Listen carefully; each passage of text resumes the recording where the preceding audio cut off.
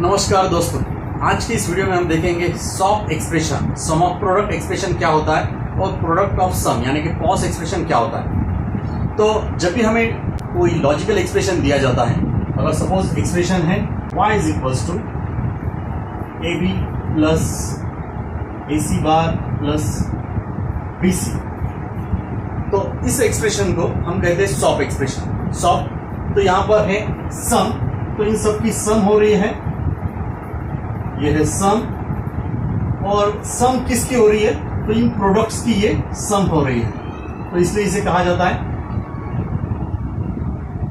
Some of products. Similarly जब हम कोई और दूसरी तरह का एक्सप्रेशन दिया जाता है, जैसे कि y is equals to A plus B into B plus C into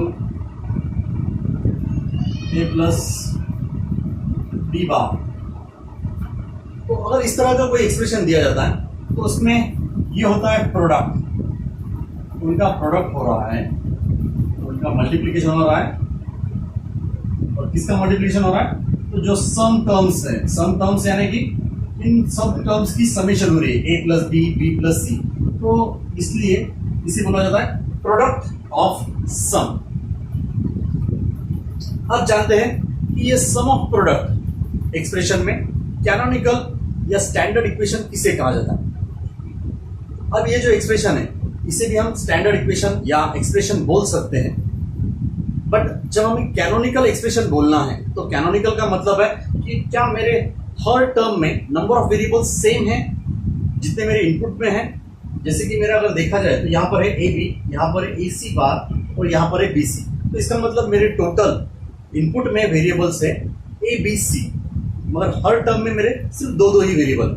तो जब मुझे किसी सॉफ्ट एक्सप्रेशन को कैनोनिकल सॉफ्ट एक्सप्रेशन में कन्वर्ट करना है तो सबसे पहले मुझे उसकी 4 स्टेप्स होते हैं। सबसे पहली स्टेप होती है कि हमें उसमें से मिसिंग वेरिएबल को आइडेंटिफाई करना है। जब हमने उसका मिसिंग वेरिएबल आइडेंटिफाई कर लिया है, देन सेकंड स्टेप होती है कि हमें उस मिसिंग वेरिएबल, सेकंड स्टेप होती है जिस टर्म में भी वो मिसिंग वेरिएबल है उस टर्म के साथ हमें एंडिंग ऑपरेशन करना है।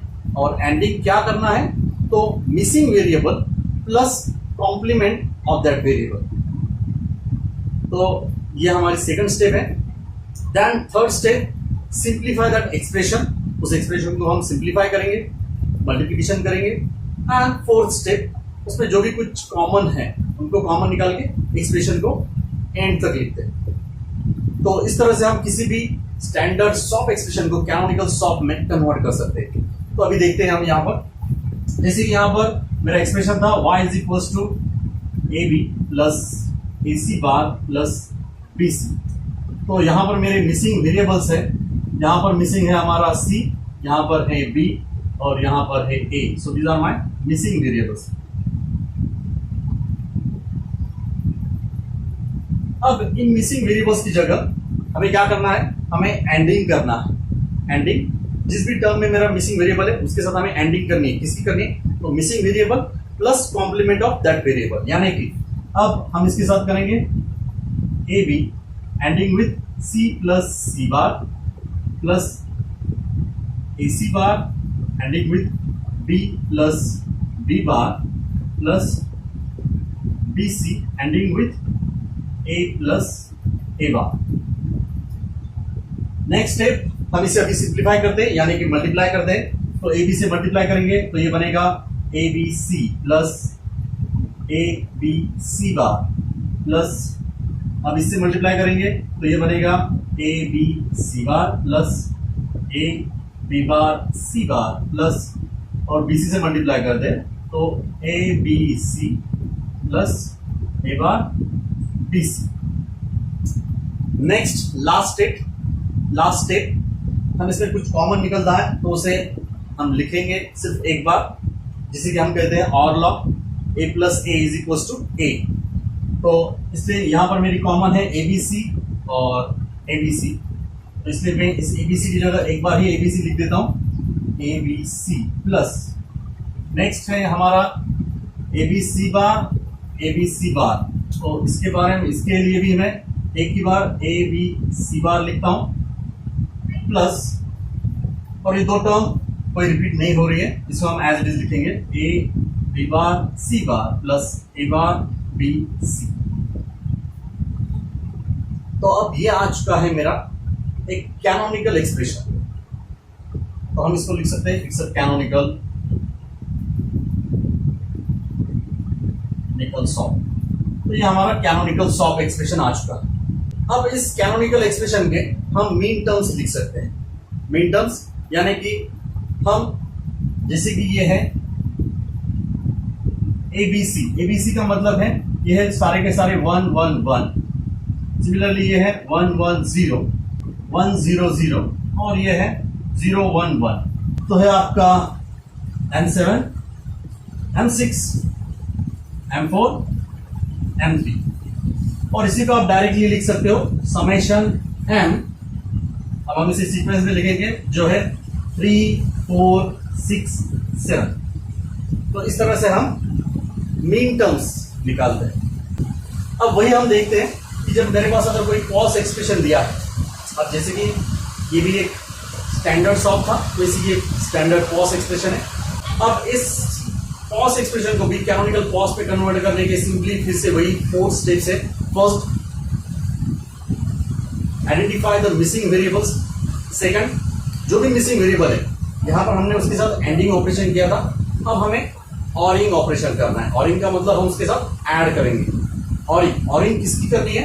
तो ऑरिंग हमें missing variables multiplies with complement of that variable. फिर थर्ड स्टेप हम उसे सिंप्लीफाई करेंगे। सिंप्लीफाई करने के बाद फोर्थ स्टेप जैसे कि लास्ट है कि हम उसमें से अगर कुछ कॉमन है उन टर्म्स को सिर्फ एक बार ही लिखेंगे। तो इस तरह से हम किसी भी स्टैंडर्ड पॉस एक्सप्रेशन को हम कैनोनिकल पॉस में कन्वर्ट कर सकते हैं। तो चलिए अभी देखते हैं कि मैंने जो एक्सप्रेशन है, मेरा एक्सप्रेशन था y is equal to a plus B into B plus C into a plus D bar. अब इसमें मिसिंग क्या है? इसमें है c मिसिंग, इसमें है a मिसिंग और इसमें है c missing. So these are my missing variable. अब इसके साथ हमें क्या करना है? तो हर एक के साथ मुझे ऑरिंग ऑपरेशन करना है। ऑरिंग किसकी करनी है? तो ऑरिंग करनी है missing multiplies with complement of that missing. So a plus B plus C C bar into b plus C plus A bar into a plus B bar plus C C bar. इसको simplify करने के लिए हमारे पास एक law है जो है a plus B सी को हम रीराइट कर सकते हैं a plus B multiplies with a plus C. तो a प्लस बी को हम सिंप्लीफाई करके लिख सकते हैं a plus B into a plus C. तो अब इस एक्सप्रेशन को जब हम इसके साथ कंपेयर करते हैं, यानी कि ये जो मेरा a है तो ये बनता है मेरा a। सिमिलरली जब b है तो b portion is this one और c ये लास्ट। तो हर एक एक्सप्रेशन में हम इसको कंपेयर कर सकते हैं और उस तरह से उसको हम सिंप्लीफाई करेंगे। तो इस एक्सप्रेशन को हम रीराइट करते हैं तो ये बन जाता है a plus B plus C into a plus B plus C bar. Similarly इस एक्सप्रेशन को रीराइट करते हैं तो बन जाता है, और उसको रीअरेंज भी कर लेते हैं। जैसे कि ये a मेरा पहले होना चाहिए, तो यहाँ पर a plus B plus C into A bar plus B plus C into. Similarly last expression को हम रीराइट कर दें तो वो बन जाएगा a plus B bar plus C into A plus B bar plus C bar. Last step जो है हम इसमें से कुछ कॉमन निकलता है क्या, उसको सिर्फ एक बार ही लिखेंगे। तो यहाँ पर देखा जाए तो एबीसी ये जो टर्म है वो रिपीट हो रही है, तो उसको मैं एक बार लिख देता हूँ। ये है a plus B plus C into next कोई टर्म रिपीट हो रही है तो, और कोई भी टर्म हमारी रिपीट नहीं हो रही है यहाँ पर, तो इसका मतलब मैं इन सभी को एक एक बार लिख सकता हूँ। यहाँ पर हम इसको लिखेंगे a plus B plus C bar into A bar plus B plus C into A plus B bar plus C and last जो टर्म है वो है a plus b bar plus c bar. अब जैसे हमने अब ये जो हमारा आया हुआ एक्सप्रेशन है ये है हमारा कैनोनिकल पॉज, तो इसको कैनोनिकल पॉज बोल सकते हैं। यानी कि मेरे हर एक एक्सप्रेशन में नंबर ऑफ वेरिएबल्स, जितने मेरे इनपुट में उतने ही नंबर ऑफ वेरिएबल्स मेरे हर एक टर्म में प्रेजेंट है। तो जैसे अभी मैंने इस कैनोनिकल स्टॉप को मैंने उसके मीन टर्म्स आइडेंटिफाई करवाए थे, वैसे हम इस एक्सप्रेशन के साथ भी इसके मीन मैक्स टर्म्स क्या है, पॉज में अभी इस एक्सप्रेशन में क्या मैक्स टर्म्स क्या है वो हम आइडेंटिफाई करते हैं। स्टॉप एक्सप्रेशन में हम ए की जगह हमने 1 लिखा था और सी बार की जगह हमने 0 लिखा था। तो यहाँ पर थोड़ा उल्टा होता है, यहाँ पर जो ए है उसकी जगह हम 0 लिखेंगे और जहाँ पर सी बार है वहां पर हम 1 लिखते हैं। तो इसको समझते हैं, जैसे कि ये है 0 0 0, ये है 0 0 1 1 0 0 0 1 0 0 1 1, और इसके लिए मेरी मैक्स टर्म बनती है, ये है मेरा M0, ये है M1, ये है M4, ये है M2 और ये है M3। और इसी को हम रिराइट कर सकते हैं जो कि है पाई M इन ब्रैकेट 0 1 2 3 एंड 4। तो इस तरह से आज हमने देखा कि स्टॉप एक्सप्रेशन क्या होता है, पॉज एक्सप्रेशन क्या होता है, उसे हम कैनोनिकल स्टॉप या कैनोनिकल पॉज में कैसे कन्वर्ट कर सकते हैं, और सिमिलरली हम उसके मीन टर्म और मैक्स टर्म कैसे लिख सकते हैं। Thank you.